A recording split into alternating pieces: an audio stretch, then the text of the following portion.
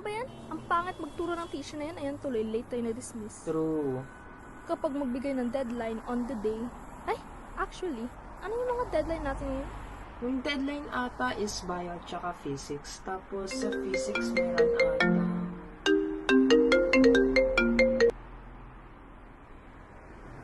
Hello po, tita. Nasaan ka na? Gala ka na ng gala, hindi ka mood ng balita ah. Ang dami talagang korap sa gobyerno ngayon. Biruin mo, nakaalis ng bansa si Alice Guo para yung mga Pilipinong gustong umalis ng bansa para magtrabaho, hirap na hirap. Paano naman yung mga tao nalabag yung human rights dahil sa kanya? Yung mga stolen identity. Tsaka pa, ganyan naman yung vice-presidente ng Pilipinas, no? 10 milyon para sa librong sulat niya. Ano ba siya? Professional author? Tas may pangalan niya pa.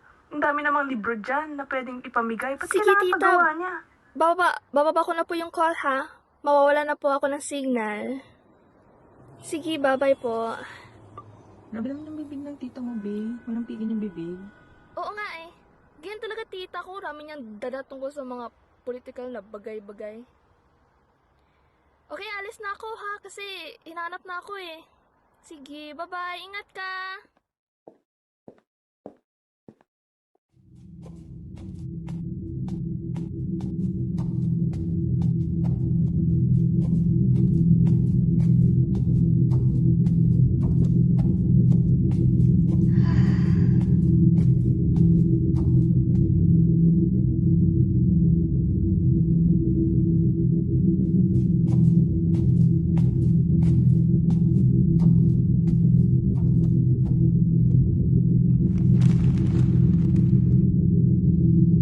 Ano to?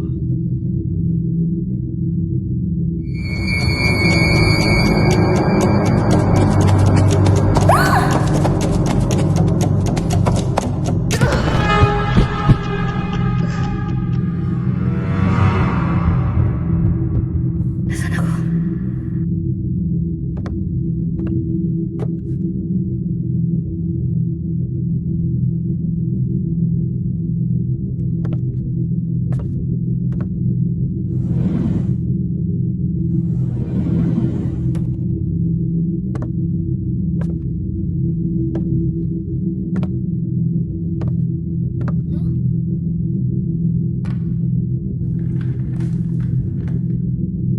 Kababata to ni tita. Tama, ang presidente ang dapat na naglilingkod sa bayan, hindi baliktad. Patuloy tayong aabusuhin ng mga nasa itaas kung hindi tayo lalaban. Ito yung kanina. Baka ako ay hindi mo natutuloy. Baka mahuli pa ako at malintikan ng aking ermat at erpat. Eh di malintikan ako malintikan. Ang akin lang, hindi tayo magkakamit ng pagbabago sa bulok na sistemang ito kung mananatili tayo tahimik.